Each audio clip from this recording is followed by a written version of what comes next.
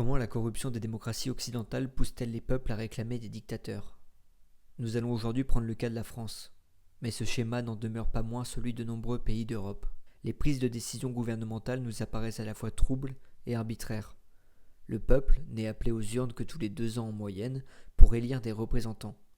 Une fois élus, ceux-ci décident d'une politique économique, sociale et culturelle sans jamais plus rendre de compte. Le système représentatif est une escroquerie quand les élus sont déconnectés, soucieux seulement de leurs propres intérêts. Nos politiciens professionnels sortent des meilleures écoles avec le sentiment d'être plus légitimes que le peuple pour décider de ce qui est bon pour lui. Ensuite, ils ne vivent que de l'entre-soi et non sur des compétences réelles. Ils vivent sur leur rente et non pas de leur sueur. Enfin, nos fiers républicains jouissent de privilèges à vie. Privilèges, république. Privilèges et république. Enfin, nos politiciens ne subissent pas les conséquences de leurs propres décisions. Ce sont les premiers à crier à l'austérité, au confinement ou encore contre le mensonge de l'insécurité, cependant qu'ils dépensent sans compter, dînent dans des restaurants gastronomiques et se déplacent en taxi, entourés d'une équipe de gardes du corps financée par le peuple dont ils se protègent. Hors sol, ils ne partagent donc pas les problèmes du pays profond, et ne partageant pas ces mêmes problèmes, ils ne peuvent concevoir les mêmes solutions.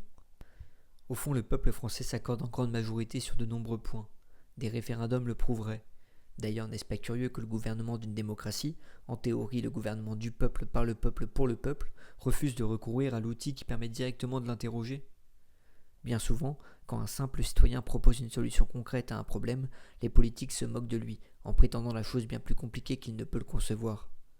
Le pauvre ignorait que chaque projet devait d'abord faire le tour des commissions et assemblées nationales et européennes. Pourtant, à ses yeux de simples citoyens, la chose est simple. La solution n'oblige pas la mobilisation de centaines de fonctionnaires rémunérés 10 fois son salaire. Il a, au fond de la tête, des mesures concrètes pour régler les problèmes concrets qu'il concerne.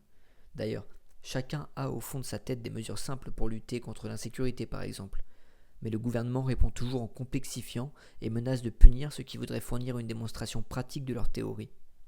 Outre-Atlantique, le président Bukele prouve que les meilleures réponses aux grands problèmes peuvent être les plus simples. Lui était face aux plus dangereuses mafias de la planète, ce qui rend la lâcheté de nos politiques encore plus écœurante. Donc pourquoi la corruption des démocraties occidentales pousse-t-elle les peuples à réclamer des dictateurs? Par un calcul logique, si la complexité des discours et les grandes promesses n'aboutissent à aucune décision concrète, alors on prend davantage au sérieux une attitude opposée, peu de mots, un vocabulaire simple et surtout des actes.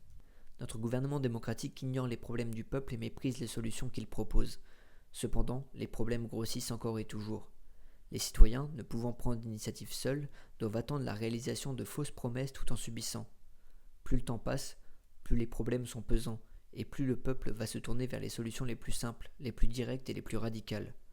L'impuissance de notre propre gouvernement à agir sur notre sol apparaît de plus en plus clairement. Emmêlée dans des engagements avec l'Union européenne, avec des lobbies ou avec toutes sortes d'organisations extérieures, la France ne semble plus avoir le droit de s'occuper d'elle-même sans demander pléthore d'autorisations au préalable.